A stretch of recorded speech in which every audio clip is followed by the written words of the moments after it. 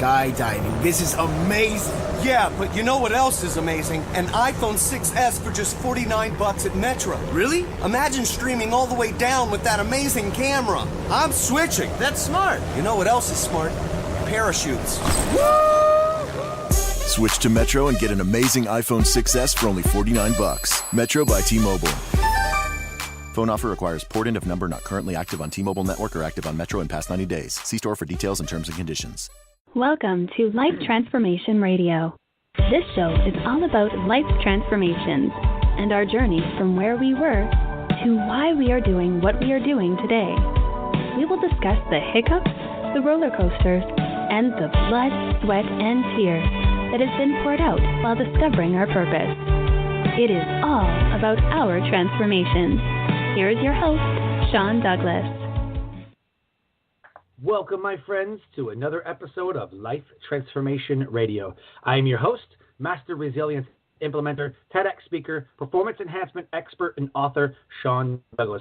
This show is currently heard in over 60 countries, such as the U.S., India, Canada, France, Australia, Belgium, Panama, Mexico. So I want to thank you to those who are listening from around the world.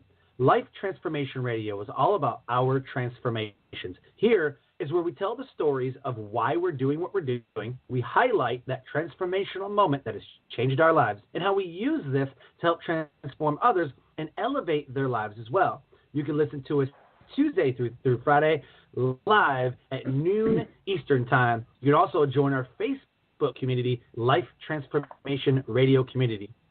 You can subscribe, rate, and review the show on iTunes, Stitcher, Spreaker, TuneIn, Player FM, and the Google Play Music app.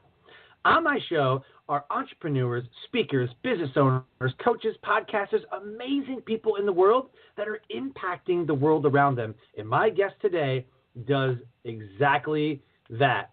If you have any questions for the guests during our live broadcast, you can call into the show at 657-383-1109. Again, the number is 657-383-1109. Please help me welcome to the show, Mitchell Levy. What is going on today, buddy?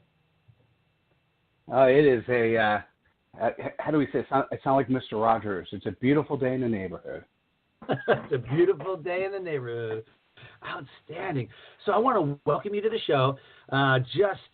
It's an honor to have you on the show. I watched your TED Talk when I was getting ready to do mine, and you inspired me. And if anybody has not seen Mitchell Levy's TEDx Talk, it is worth the watch. It is absolutely dynamite, and I watched it a bunch of times preparing for my talk, see how your mannerisms are, how you center and ground yourself into the content, and it was absolutely amazing. What does one say to something like that? Thank you so much. I'm honored. So let's dig in. I am super pumped to do this. Today's show is Thought Leadership with the AHA guy, Mitchell Levy. He is the AHA guy that empowers thought leaders to share their genius. His superpower of extracting the genius from your head in a 2-hour interview so you can then share it with those who need to see it. He is an accomplished entrepreneur who has created 20 businesses in Silicon Valley, including 4 publishing companies that have published over 800 books. Mitchell is a TEDx speaker and international best-selling author with 59 business books. He's provided strategic consulting to over 100 companies, has advised over 500 CEOs on critical business issues, and has been chairman of the board of a NASDAQ-listed company. In addition to these accomplishments, he's been happily married for 28 years and regularly spends 4 weeks annually in a European country with his family and friends. Inside of the show notes are all the links.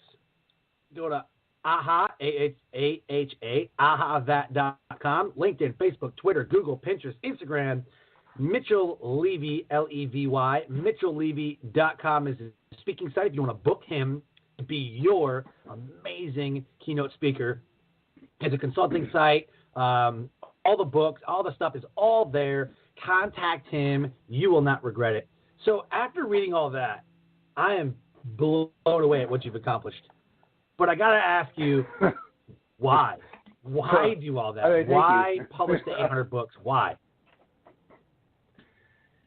You know, it for some odd reason, I've always felt like I've been, now here's something that's strange. I don't speak more than one physical language. I feel bad about that.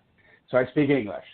But I also speak AHA. I also speak finance. I speak marketing, sales. I speak engineer.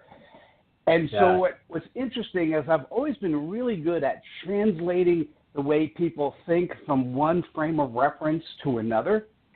And my entire career when I worked for corporate, I was always in the job of being the intermediary between two silos within an organization.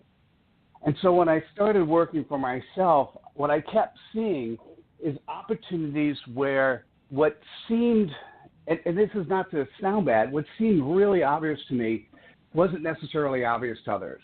So during the dot-com days, I helped CEOs and VP of operations of corporations figure out that there was this transformational technology coming along that would allow them to talk to customers, that would allow them to disrupt the supply chains they had in place.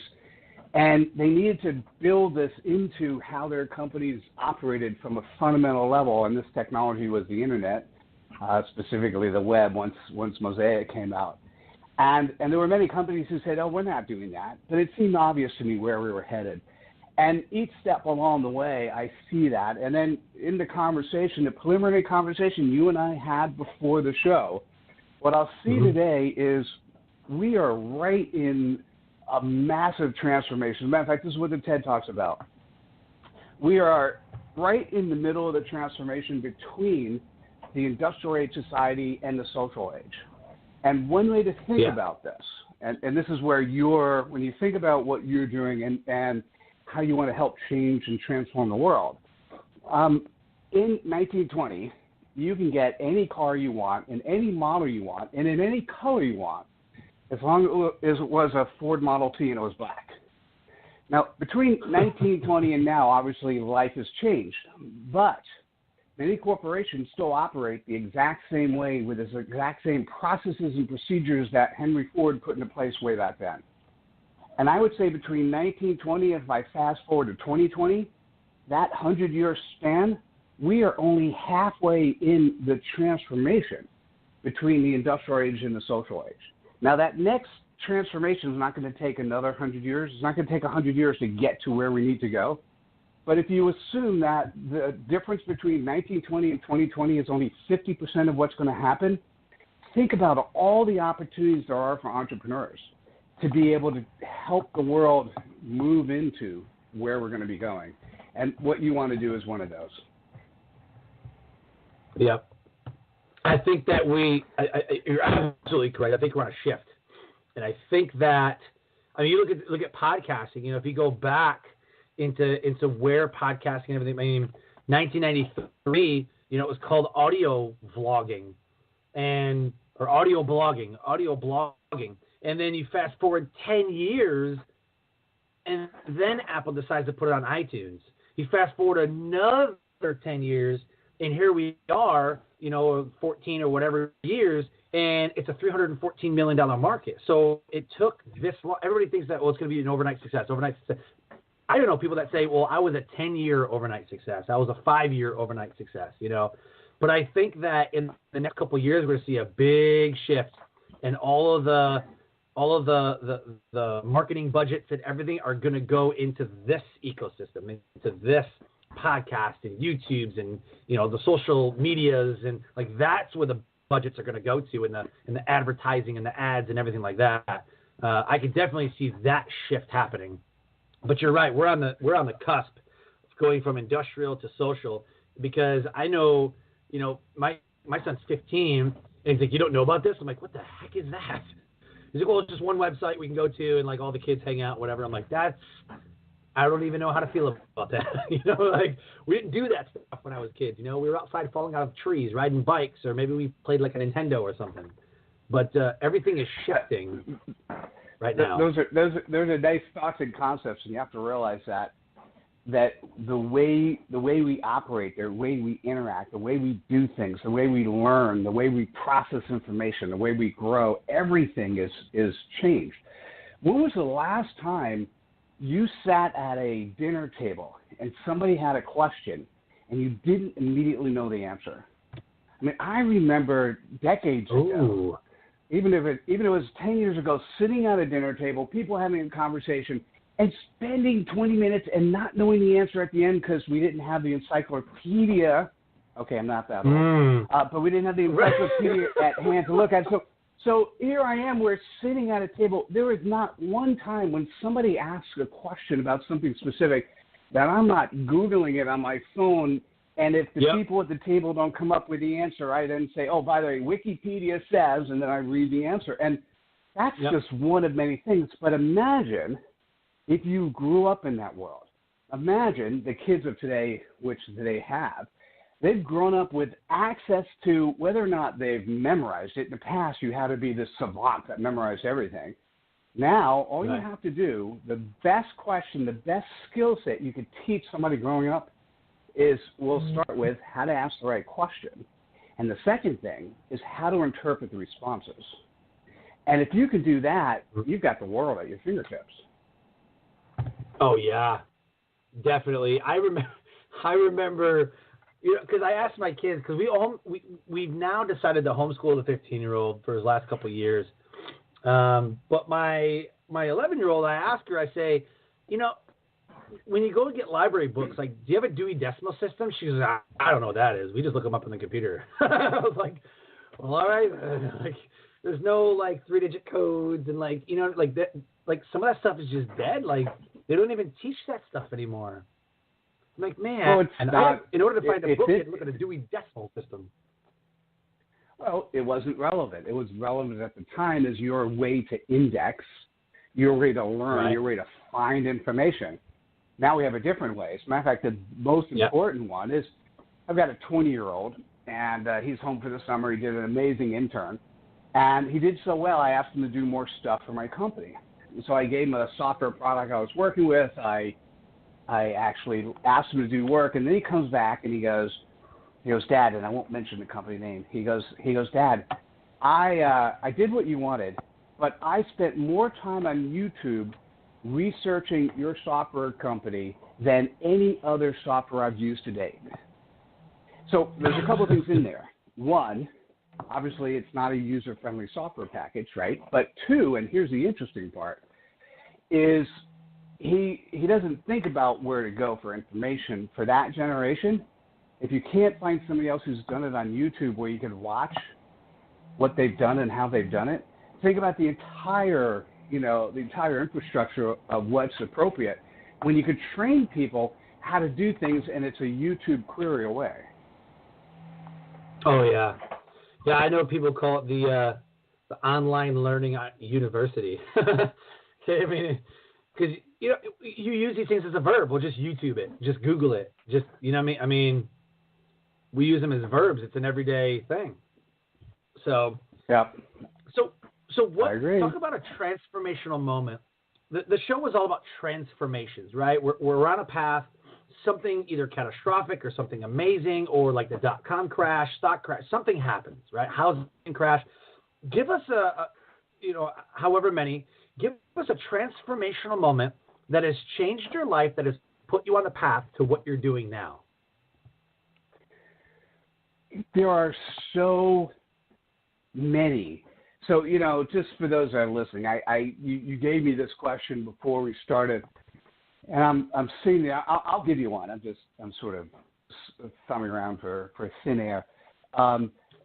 But there are so many opportunities. That's actually why I call myself the aha guy. There's so many opportunities that if we're open to the presents that are given to us, there are so many great things that happen. But probably the most recent catastrophic or major transformation happened at the end of 2017.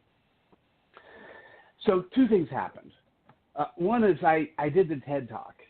And for those, and you've done one, right? For those doing a TED Talk, what's really amazing is I knew it was important when they said, yes, I can do the talk. what I hadn't realized is in order to do it right, in order to practice and be ready, I didn't have to just know how to give the speech. I became the speech. Or as one of my friends said, I became the TED. And when you become a TED, when you become the speech, when you become the topic of what it is that you're doing, you can't help but change who you are and how you think and how you process. And all the conversations I've had since the TED Talk references a path that I've spent so much time thinking about in putting together that one TED Talk. So that was an interesting piece, but something else also happened. And that is at the end of 2016, I ran a Kickstarter for the AHA app platform. And we hit a 250% of goal target, which that by itself was pretty cool. What was interesting is that 20 people paid me that when they wrote their AHA book, we would publish it. So as part of Kickstarter, basically I was selling some of the services at a discounted rate, and 20 people said, okay, we're going to write the book, and we're going to pay you. And I have a 3-step process that allow people to write their book in 8 hours or less. So at the end of 2017, I did the TED Talk, and I had the results of how many of the 20 actually wrote their book. And do you want to take a guess at how many actually wrote their book? I'm going to give you a percentage. I'll give you a percentage. I would say probably 25 to 35% of the people that said they would actually did it. Well, by the way, I was thinking originally, it was going to be 100%. Because I was thinking if I could actually simplify the world of book writing to something that would take 8 hours, that 100% of the people who paid to actually do that would. You're not that far off, but it turns out that only 15% actually did it. So 3 out of 20 actually wrote their book. So here's what first, let me tell you what it says. In a 12-month period, 17 people couldn't find 8 hours to do something that they already paid for that was beneficial for them. Right. That's a shocker. That's crazy. As a matter of fact, given that I was doing the TED Talk and thinking about the world in a different way, to me, it kind of showed me that what I was doing as a book publisher was wrong. All right, so I've been a book publisher since 2005. We published over 800 titles. And as a publisher, I have a do-it-yourself model. So a author writes the book, they come to us, and we publish it. Right? That's what most publishers do. But let me tell you what that really is. What it says, and this is what getting the results, that 17 people didn't write their book. So I hope that the author writes their book. I hope that if they write their book, they find my firm, and I hope if they find my firm, they use it. Well, that's a whole lot of hope. So I realized I was in the wrong model. I was going after the wrong audience. I should not be going after people who write their books. I should go after people who are interested in having a book written, but they're so busy or it's not one of the things that their core context, so let me write it for them. So starting this year in 2018, our go-to-market strategy was, hey, I could look you in the eyes, I could spend 2 hours with you, I'll pull the genius out of your head, then I'll have my team of ghostwriters. So I've been building the team of ghostwriters. I've built the writing school that I send my ghostwriters through. So I have my team of ghostwriters, and we'll pick ones who work on your topic that fits with what they've written before. And then we will write the book for you, make you an Amazon best-selling author, produce it in paperback, hardcover, PDF, Kindle, and also on the AHA platform. That was a huge transformational opportunity, and it came from, so somebody could say, hey, Mitchell, you did a Kickstarter, and only 3 people took advantage of your service. Look, you got this money that people gave you for doing nothing. Isn't that a good thing? And to me, that was a horrible thing.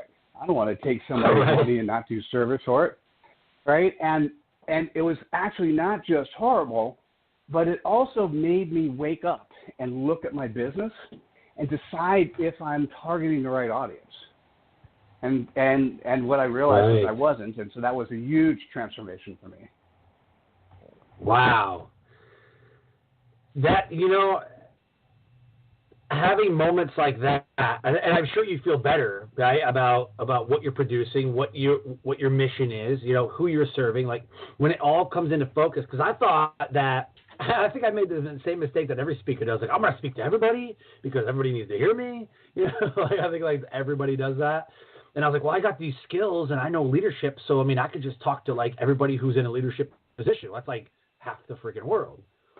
So, yeah, I totally know where you're coming from because I tried to just market myself to like everybody and they're like, nah, man, can't do that. You got to niche down and you got to, find out exactly who needs that exact product. I learned, from mentors that I've had, they always tell me that you have to market the problem and not the solution because somebody may not need your solution, but they are experiencing that problem. So Sean, you are you hit the nail on the head.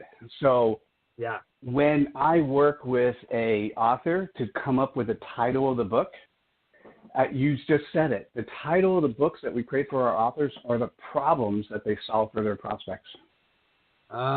Perfect. Yeah, perfect. It's too simple, isn't it? We have these moments, right? You're like, no way it's that simple. Like, no way. People are like, yeah, man, that's it. Way simple. Like, now, for somebody listening, I'm going to be a little bit vulnerable for a second. So it makes me feel amazingly good that I can do this. I can now look at anyone, and I could tell them within 3 months they could be an Amazon best-selling author, and here's the title of their book. And it feels really good. I know what to do. I know they get the book. They don't have to wait to whether or not they write or not. But here's what's missing. Nobody needs a book, right? You don't just need a book. You need the book to actually close business. Books are the quintessential tool that people use to establish themselves as experts. So if I just give somebody a book, which is really what we're doing today, if I just give somebody a book, some people know how to use books and do marketing and lead generation and close business, and some people don't. So I am actively looking for partners to work with who could partner with me where we both create the book and generate business for those we create the book for. So that's my vulnerable piece. I think my mission, having looked at what I'm doing, I'm not done with just the creation of the book. Very cool. Very, very, very cool. I will take that into consideration because I know a couple people who I could get in touch with you who are amazing, heart-centered, servant leader people. So beautiful. So I'm curious. We go through this transformation and then we come out the other side. There's always an amazing result. Like, people who go through these hard times, these people who have PTSD or they have a suicidal moment like me, they have these things that happen to them. They come out the other side. When we're going through it, it's pretty dark. You don't actually see the light or you don't think that you're going to get through this. But then you look on the other side, years and years down the road, my suicide attempt was 10 years ago. I look now, I'm like, I would never do that. Now in my state of mind, I would never even consider never, ever do that. But at the time, it's the only solution. So how now have you used the transformational moments in your life? How have you now used those to elevate the world around you? We talked about the book, and you help people with the book. And, I mean, you speak all over the world. You spend time in Europe, and you got the TEDx talk and everything. But what do you think that you do that really elevates people's lives whenever you work with them? When I was younger in my career, I was thinking that aha moment. I used to call it the light bulb turn on. I think that aha moment happened every couple years in somebody's life.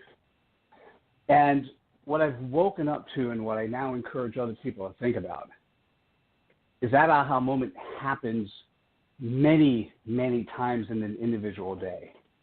And most times people are handing us presents and we don't even know their presents and we don't accept them and we don't do anything about them.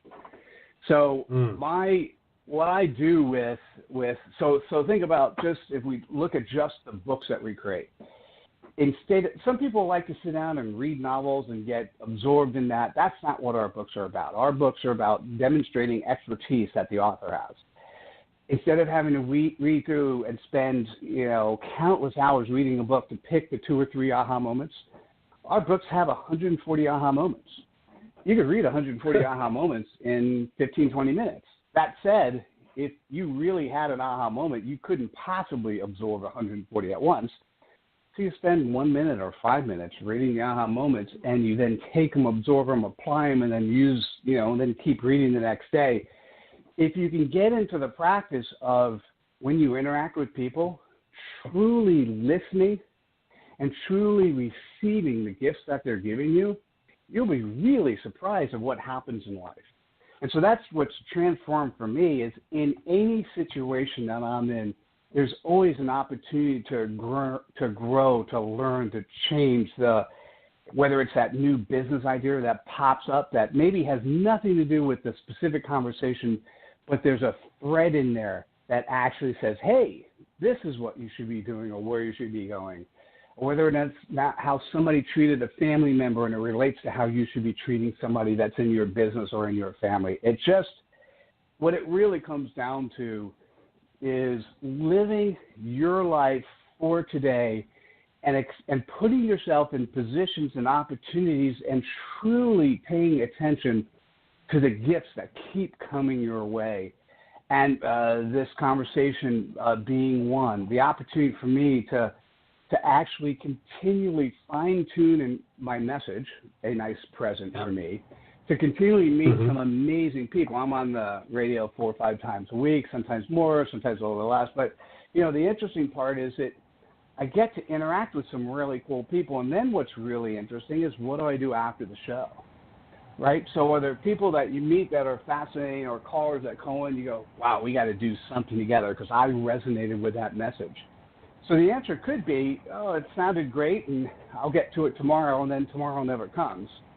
Well, the answer is, oh, this is really cool. I got to do something. Well, start doing something. And I guess the thing I'd say, let me transition this into a slightly different practical answer. For me, how I do business is I like to find partners, right? So if you find somebody you like, that doesn't mean you have to marry that person and get in bed with them and spend all this time writing a contract of what you need to do together. The best thing you could possibly do if you find somebody you like and you say you want to work together is find a client, whether it's your client or their client or a new client, but take that first client and do whatever it is you want to do together, solve that issue for that client.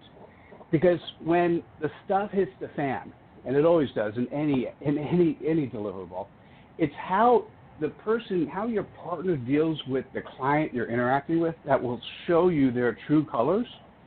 And only once in all the clients or the partners I ever clicked was there somebody who I just said, wow, this is what that person did. Most of the time it's okay, but what happens is when you have a paying client, it becomes a real project. It becomes a real activity. And after you're done delivering the solution, then you decide if you liked it. If you liked it and you want to go forward, then you decide if you can get another client. If you can't get any other clients, you really had a fun experiment. If you end up getting other clients, then you worry about the contract. It's just practical, it's straightforward, but it's a way that you could actually go ahead and start evaluating and playing with those that are in your network that you want to, and see if you find something that you really like. Perfect. I like it, man. Thank you for sharing that. That, again, makes it so simple. Like, I don't know, man. I don't know if I have like OCD, so I have to drill down on things. I have to know, and I get sucked into rabbit holes. You ever had this happen to you? Like your son was talking about the company and everything. I'll go to learn something. I'll read a book, and I'm like, well, I got to know more about these companies inside of this book. And then I research the companies, and I'm like, well, who's this guy? And I got to research the guy, and I get stuck down these 3-hour rabbit holes, consuming all of this knowledge and whatever. I love documentaries. I love Like if you watch History Channel and some of those things, like how things are made or, machines and stuff like that. I love that stuff. But I feel like over and over again, as I talk to people, on the show or on the street, at events that I speak at, it's just, I overcomplicate some things sometimes. And when it's explained, I'm like, I get it. It's so simple. I get it. Well, the interesting part about being OCD and focusing the way you do is you end up bringing to the table a level of sophistication and knowledge and approach and background that many other people don't. So what's fascinating is to figure out when you're in a place where where there is potentially a more simple solution, and having a partner or a set of partners that you could say, hey, here's what's going on. What do I do? And typically for me, this leads to the place where typically what I think about is I like to go through life with one mentor and two mentees. Right now I'm still in search of that mentor. I asked two people, but nobody said yes yet. Normally people say yes right away. But I have 4 mentees I'm working with. And you learn from both your mentors and your mentees. And I'd say for you, whether it's that or an advisory board, or if it's for the company you're building, it's a board of directors, right? There's a group of people that you want to every now and then say, hey, this is who I am. Here's what's going on. Tell me what the answer is. And they paint a picture. There are strategists that can do that because they have a different skill set. And that doesn't mean there's anything wrong with you. That just means you're taking advantage of somebody else's core competence where you've got the types of things and knowledge that you get from focusing on what you do. You should take it. That's a gift. That's a real amazing gift. So there's nothing wrong with that. Love it. Awesome. So as we move forward and we go out of our transformation, everything, you do a lot of work with thought leadership. And we always hear in the speaker world and business world, like, got to be a thought leader. You have to be a thought leader. Simon Sinek's a thought leader. John Maxwell's a thought leader. What exactly are they talking about? What is thought leadership, or what does it mean to be a thought leader? So that definition has changed in the last 10 or 20 years.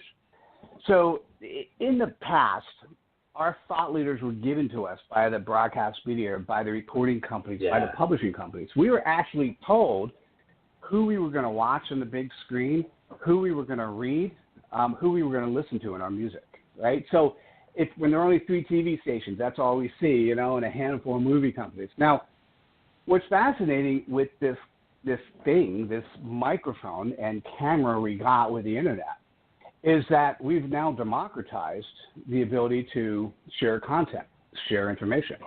And what that means is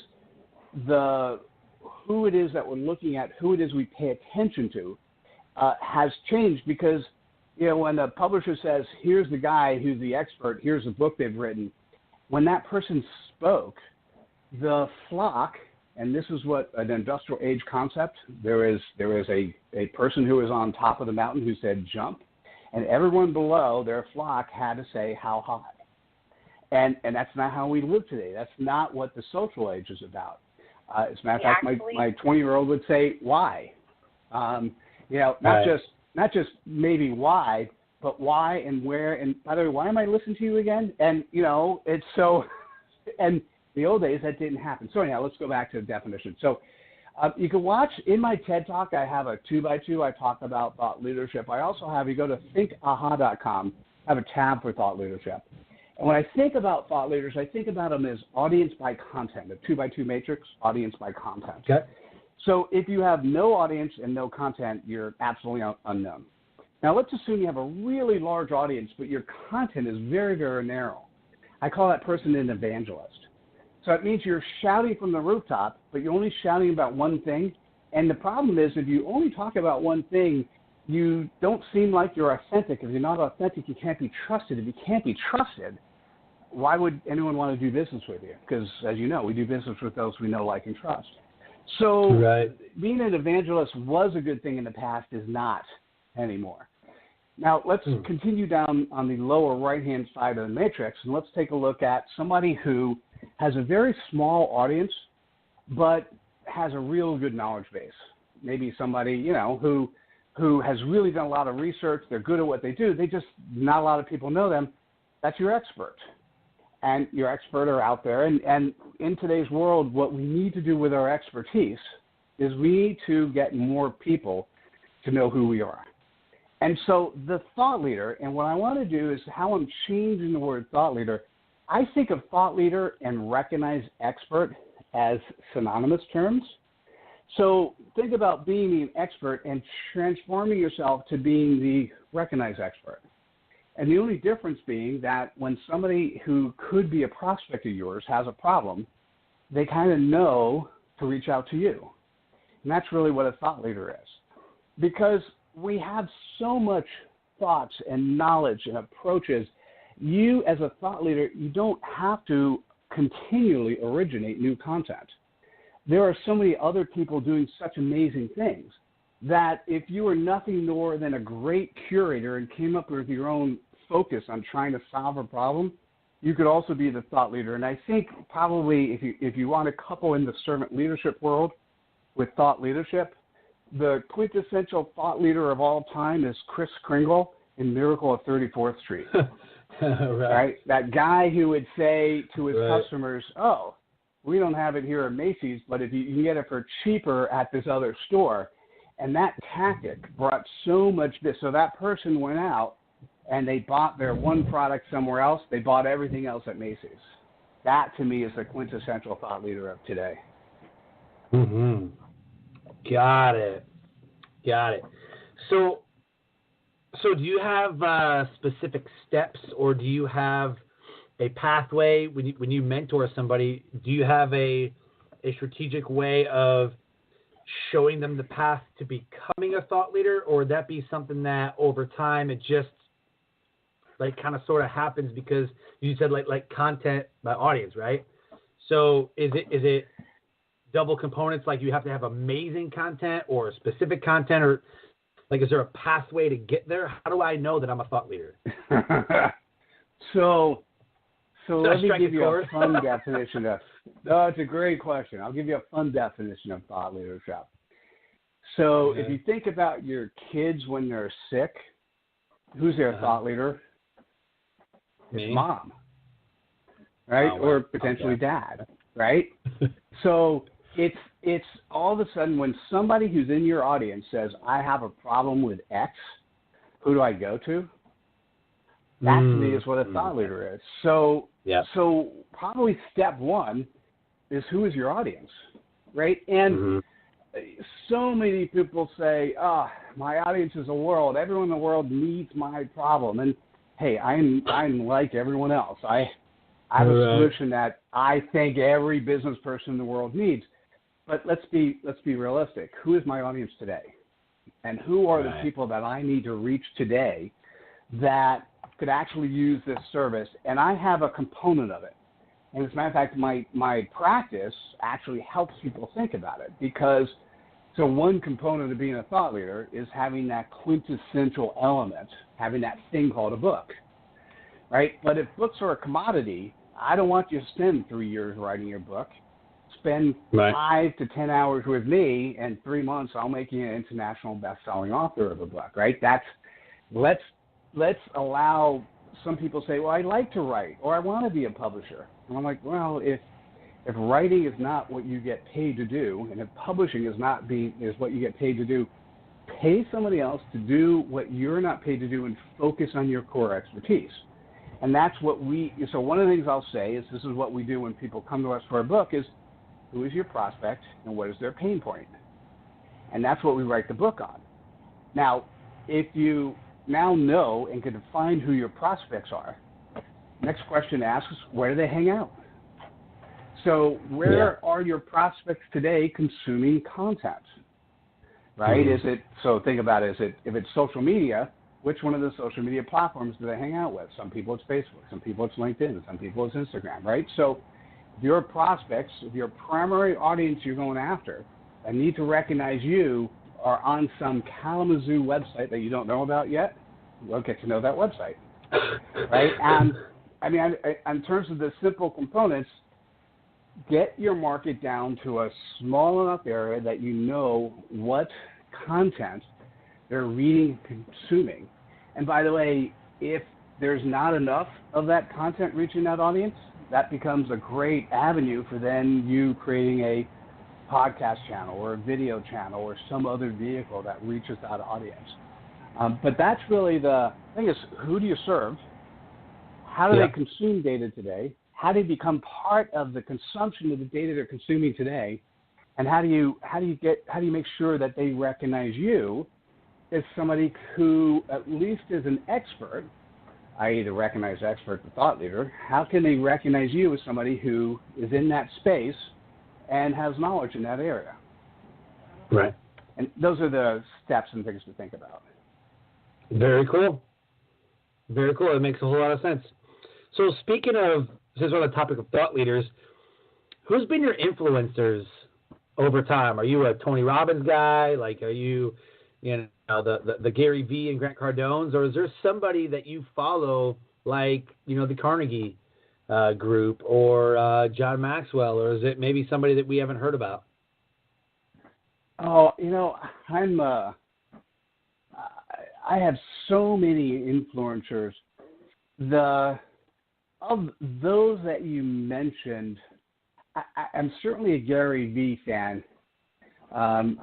Sometimes I think he's really taken what he's done. In some areas, he's gone way overboard. But overall, he seems pretty authentic at what he does. And I like people who are truly authentic. Mark Cuban from the Shark Tank. Oh, I like that. Is one of those guys who I just how do you not like him, right? He's just got such nice values and authentic. I mean, it's easy not to like him if you if you do the things he doesn't like. That said, if you want a good lesson in business, he seems just pretty authentic, pretty focused. Sure. Jeff Bezos, both Mark Cuban and Jeff Bezos are people I talked to back in 1996, and I remember the scenarios doing that and seeing where they were going, and it was fun to even remember the conversations I had back then and see where they are today. Right. I'd also say that one of the things I've done is I've created 70 courses at universities, 4 different executive business programs, and each of the teachers, faculty members that I brought on, and I'd go to every faculty member's class because it just was. I like quick, short learning periods, 4 to 8 hour classes, and so I'd go to all the teachers' classes and sitting in there, not just sitting in their classes, but sitting in their classes and watching the students over time absorb the information in different ways really helped me get insight into who people are and how they learn. And I've had significant influence from a number of people whose names you may or may not know, depending on the space you play in, but have had strong influence. And probably the last one, my wife's given me, from a pure servant leadership perspective, she's taught me more, and my son has taught me more than so many people. Awesome. Very awesome. Yeah, I'm always interested in, who the people are following. Like, oh, I haven't heard, like, they'll always recommend, like, a book, like, hey, man, if you follow this guy, I'm like, I've never heard of that guy. So, yeah, I love growing, love learning, and I'm always interested in who they're influenced by, So, thanks for sharing that. So, talk about where you're heading now. Oh, just by the way, as an aside, you may want to, at some point in time, just take a look at the ahathat.com platform. Because you could take a look at some of the authors, and you're going to read their aha messages, and you'll know within the first 3 or 4 messages whether or not you relate to this person or another. And there's a number of thought leaders on my platform that I definitely follow and pay attention to. Oh, very cool. Yeah. Oh, thank you for letting us know that. I'm definitely going to check that out here today. So moving forward, where are you headed now? What does the rest of 2018 look like, and what do you have planned for 2019? So I think I hinted at it with so there's a couple things that are happening. First, what I'll do is I figured out a way that I take a month a year off where I go to some European city and have friends and family join me. Very cool. And I just got back. I spent the month of June in Edinburgh, and it was phenomenal. Oh, but what happens is when you get back or when you're there, for me, when I'm gone for a month, it lets my people run the business, and I could see where things are broken. So there's a couple things in my business I need to fix that just didn't quite run without me there today, and I'm still working on that. What I also came back with is two thoughts. One was one I mentioned earlier in the conversation when I was talking about being vulnerable was I'm actively looking for and running a couple experiments with people who are interested in their business can be complemented with their clients having books, and their business is, let's say, things like lead gen, anything that's in the sales and marketing area, whether it's online or physical, that helps drive more business. I'm working with a couple of people because I don't want just a package that says, here you get a book. I want a package that says, here you get a book, and every year we're going to deliver this many leads or this many clients, or I want the bigger picture. So I'm actively looking for that. And then one of the things that came out of is one of these podcast shows that I did. There's a guy who's very active in internet radio and all of the streaming services. And I'm right in the midst of creating something called Aha That Radio. And with Aha That Radio, what we're going to do is we're going to allow the readers or allow the authors to actually read their books. And so it'll be Aha That Messages or Aha Messages 24 hours a day. And so it's kind of fun to think about. And so we'll and it's so funny. I've written 59 books. Actually, we haven't published it. I just finished my 60th book. And I've had my books read before. I've never read one myself. So I just recently read the book, and I started taking notes because I want to create a course that would allow other authors to be able to read their own book successfully. And when by the time you're done, it's about a half hour worth of listening. So can you imagine if you want an aha message, there'll be a radio station you go to where they will be continually read to you with the authentic voice of the author that wrote it. I like that. It's kind of a play on, what is it, Audible or the it's audiobooks, like the Audible, but an actual like podcast. Dude, I like that. That's very cool. Oh, thank you. Thank you. Yeah, and we will, for what happens, now this is a shock to me. There are 20, when we think about audiobooks, we think about Audible, right? And of course, Amazon. Right. But there are actually 23 places, there are probably more, but there are 23 places we've identified that actually sell audiobooks. So part of the service is we will list your book on 23 locations and automatically stream you in the radio station 24 hours a day. Isn't that amazing that everybody just associates the books with like Amazon, like that's the category king? And by the way, there's 23 other places that does audiobooks too, but nobody's ever heard of them because Amazon owns the market. It's just dominated. Well, I would say, I'm not sure I'd say nobody's heard of them, but a very narrow niche audience, or a much more narrow niche than the brand awareness that Amazon has put in the marketplace. Sure. All right, so this is the point in the show where we do a shameless plug. You can plug your friends' quotes, your websites, Facebook, your products, movies, give a shout out, whatever it is that you want to plug. This is your moment. Shameless plug. Go. I like it. I have to tell you, if you have guests on the show that at this stage they plug their favorite movie, you may not have wanted them on the show in the first place. So, hey, listen, if you like what you heard, one of the things I'll encourage you, go to ahathat.com. It's ahathat.com. We currently have 800,000 users and 45,000 AHA messages, and the platform is free to use, free to share. So if there's content you like, you can just share other people's content on your social media, and it's a great way to increase your following. If you decide you want to write your own book or have one written for you, you can go to ahathat.com/author, and that's where we demonstrate or show we've got videos, we've got the 3-step writing process, and from there you can figure out how to book time with me. If you want to reach me directly, the best way to do it is on the social media platform that you like to play with. So just Google Mitchell Levy, and then connect to me, since the social media companies spend hundreds of millions of dollars making sure that when somebody types in their name, that the name in their site pops up. So connect to me on the platform that you want to play with. So if it's LinkedIn, Twitter, Facebook, Google+, Instagram, Snap, Pinterest, connect to me on the platform that you think you want to interact with me and ask questions. And if you like the concept of the Aha That Radio and having your book written, either go ahead and start writing your Aha book or have us write one for you, and you'll be one of the first on the station. And I think at first, as we have a small number of books, the people who are up there up first are going to get a whole lot of airplay. So that'll be pretty powerful. Very cool.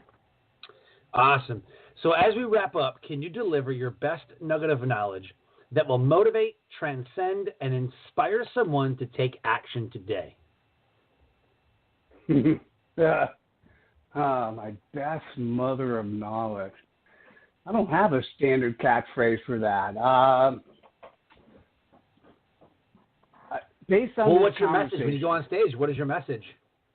Yeah. Oh, no. There are many messages, but based on this conversation, what I'd say is simply don't wait for tomorrow what you can do today. Always keep your eyes open for every present that comes your way. Whatever you really want to do and you put your mind and your heart to it, you can actually do it. So be the person you want to be and go through life not half empty, not half full.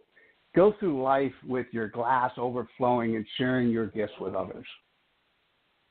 Very cool. That's great message. Mitchell, thank you so much for your time. I really, really appreciate it. It's been an amazing conversation. I am honored that I get to talk to you because, like I said before, I watched your TED Talk many times, and it was just so inspiring, and I didn't even realize, when we were going to do the show, I was like, wait a minute. And then I was reading your bio. I'm like, that's the guy. Like, I don't know, like a kid on Christmas. Like, oh my God, cool. It's him.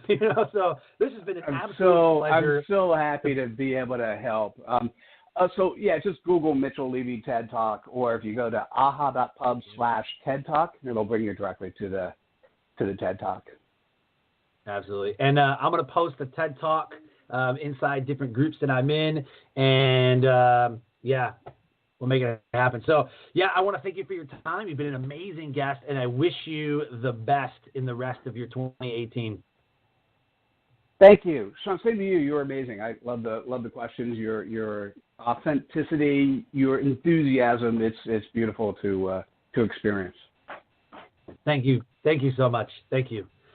Life Transformation Radio listeners, an amazing guest, an impactful episode. If anything resonated with you about Mitchell Levy, go to the sites that he's been talking about throughout the show, ahathat.com.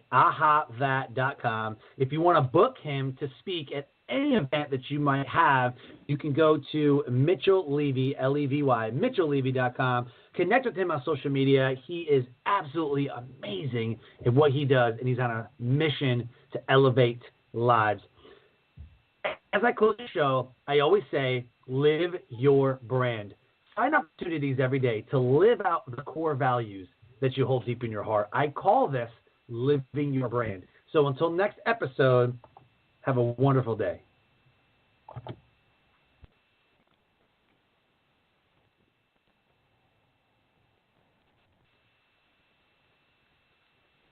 Skydiving. This is amazing. Yeah, but you know what else is amazing? An iPhone 6S for just $49 at Metro. Really? Imagine streaming all the way down with that amazing camera. I'm switching. That's smart. You know what else is smart?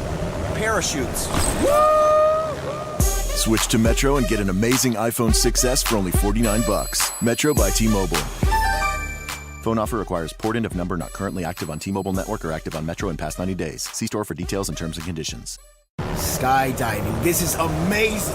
Yeah, but you know what else is amazing? An iPhone 6S for just 49 bucks at Metro. Really? Imagine streaming all the way down with that amazing camera. I'm switching. That's smart. You know what else is smart? Parachutes. Switch to Metro and get an amazing iPhone 6S for only 49 bucks. Metro by T-Mobile. Phone offer requires port-in of number not currently active on T-Mobile network or active on Metro in past 90 days. See store for details and terms and conditions.